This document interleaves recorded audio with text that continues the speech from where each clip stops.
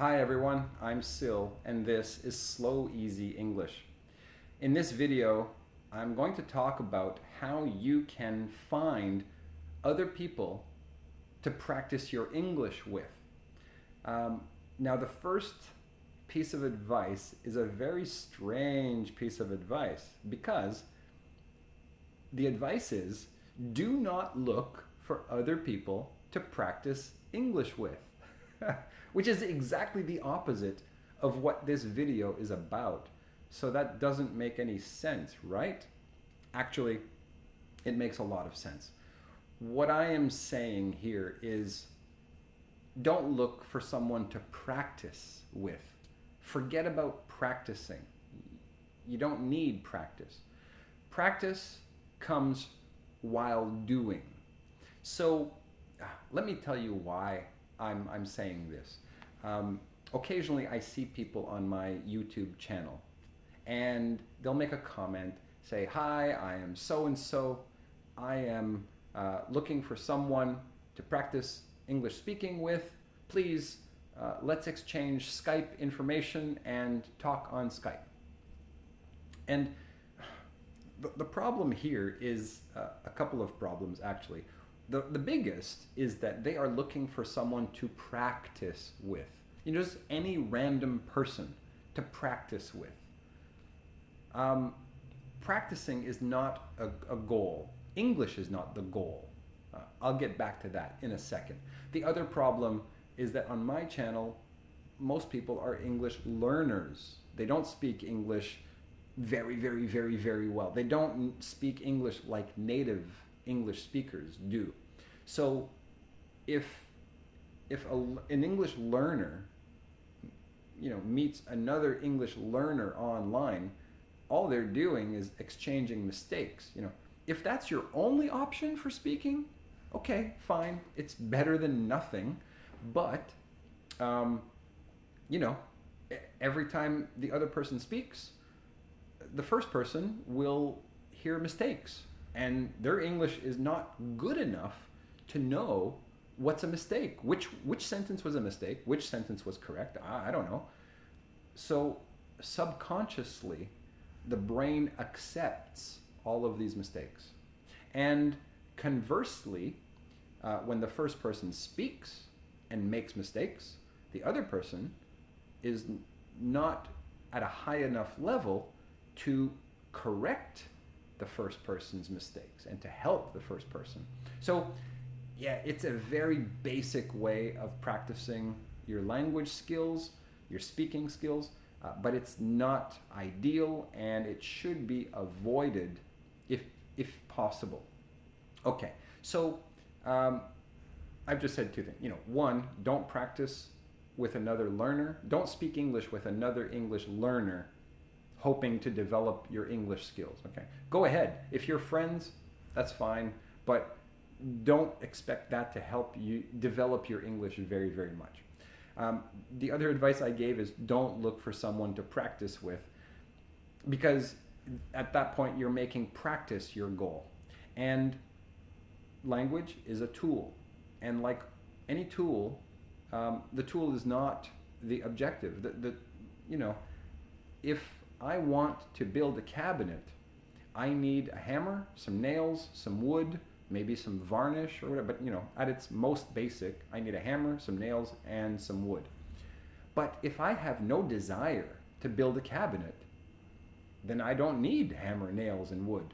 English is the same. English is a tool to communicate.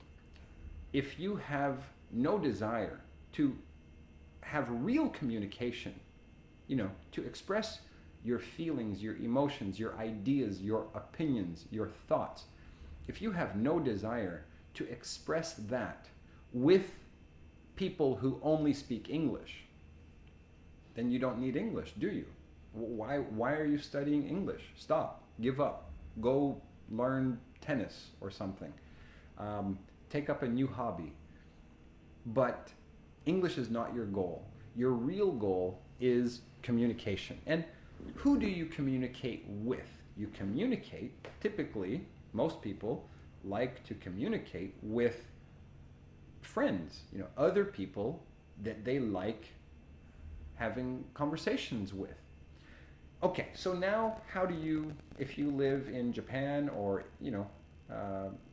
Spain or Mexico or China, it doesn't matter where you live.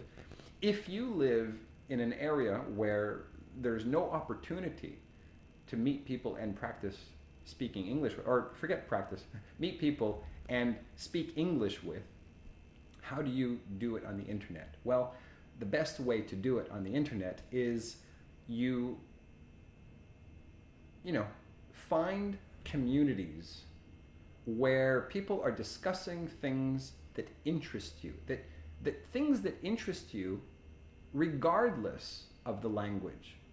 If you are German and you have an interest in gardening, for example, maybe you want to know how to grow cilantro in your garden.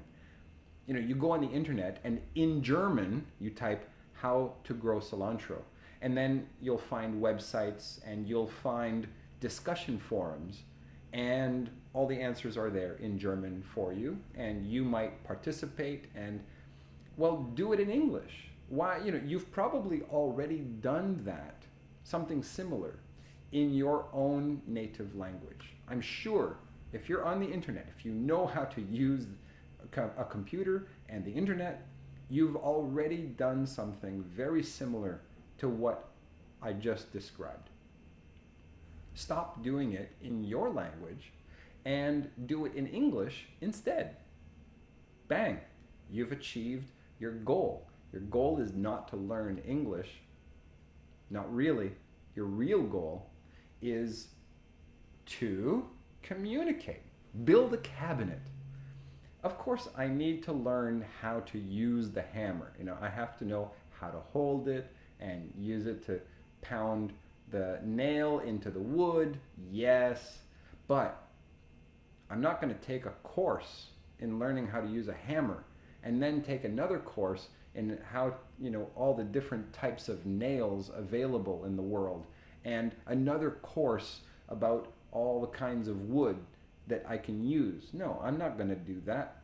I'm just going to, use it, and I'm going to use it. I'll get better by using the hammer. I don't need to know a million different types of nails. I'll just choose whatever looks good. And if it's a mistake, I'll go back to the store and I'll buy a different type of nail. And for wood, I don't really need to know much about wood. It looks good, I'll use it. If it's the wrong type of wood, again, I can go back and exchange it. That's all. And I'll build my cabinet. So in the same way, I have, by doing that, by making a mistake with the type of nail, for example, and I went to the store and I exchanged it and I got the right nail, I learned something. The learning happened, but I'm not focused on learning about the nails and the wood and hammers. I'm focused on building a cabinet. That's what you need to do. You need to focus on using English as a tool to achieve your goal, which is to communicate. And why do we communicate? Well, we communicate with people that we have relationships with. Could be a professional relationship, a romantic relationship, a friendship, any type of relationship. And that's why we use any language, right? Okay, so get on the internet, do a search in English for something that interests you. Could be growing cilantro in your garden or any other type of thing in your garden. Could be discussing movies or movie stars or cooking or car repair or home renovations. Could be anything. Do your search in English on Google. You will get many results. In those results, you will see probably some discussion forums or websites where you can comment and interact with other people. If you find a good discussion forum and you continue to go there, yes, in the beginning you're only typing and reading. You're not speaking yet. But type some questions, answer other people's questions, add opinions. In a very short time, you will develop relationships with the people that you like on that website. The people you don't like, forget them.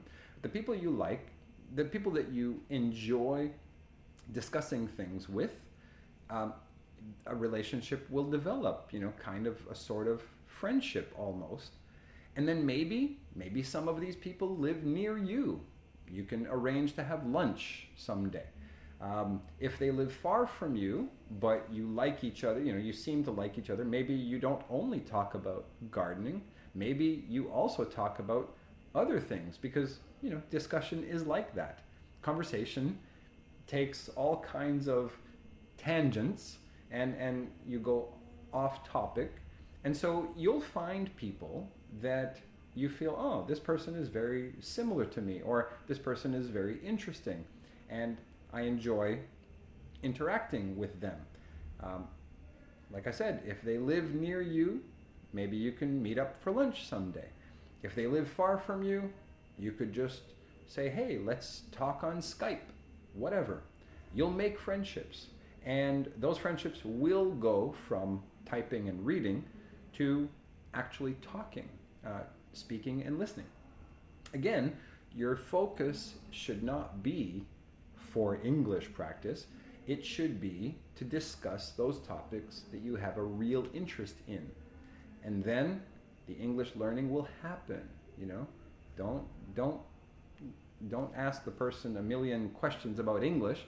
Talk about gardening. If there's something you don't understand, then maybe they can help you understand. They can say it a different way. They can repeat it. They can speak more slowly. They can use easier words, whatever. But the point is that you're not studying English. You're not practicing English. You're using English. And at the same time, it is practice. And at the same time, you are learning. So, forums for common interests: gardening, car repair, household renovation. Could be to find, the best shopping mall nearby, whatever. Anything at all. Find those, and friendships will develop, and you will be using your English and practicing it at the same time, and you'll make some great friends maybe. So that's always great. That's always cool, great, right? Okay, another way, which is kind of similar, is go on a dating website. You don't have to be dating to be using a dating website. Some people, most are looking for a boyfriend, a girlfriend, a wife, or a husband, yes, but there are people who go on these dating websites and they're just looking for friends, So you can do that. Get on the dating website, one that is almost all native English speakers, and say, hi, how you doing? Just looking for friendships for now. I'm not looking for a relationship. Or maybe you are looking for a relationship. Then write that. Be honest. Tell them what you're looking for, and you might find the love of your life, or you might find just a friend, if that's all you want, and that's fine. And that's a whole lot of people that might have an interest in talking to you. And you can start a conversation and find common points of interest and talk about those things. And it's another idea, which is very easy to find native English speakers, people who only speak English. And with them, you'll have to speak English. And that is good practice for you. That will help you. You'll develop your skills more and more the more often you do that. So yeah, that's it. Forums and dating websites. Don't tell somebody you're looking for a girlfriend or a boyfriend if it's not true. Be honest. But yeah, you can use dating websites as well. Forums, my God, there's a million forums. Whatever, any interest you have, really wild and crazy interests, or very normal and even boring interests, it's all out there. You will have no trouble finding it if you do your search in English. So that's my video, that's my advice. Good luck with it if you do it. Honestly, if you don't do it, maybe you should think about why you're even studying English. because if you have no interest in meeting and talking to other people who only speak English, what's the reason for speaking English for you? So I'm pretty sure that most of my viewers are going to do that soon. So good luck with it, and let me know how you feel, and have you succeeded? Did you find anybody? If you have any recommendations for good forums or whatever, don't spam me, but go ahead and let other people know how you're doing. Encourage the others who are watching the video and reading the comments. So yeah, if you have any questions, please feel free to ask me in the comments section or on my website. There's also comments, sloweasyenglish.com. And that's it. Yeah, so good luck. Thanks for watching. I will see you again in the next video. Bye.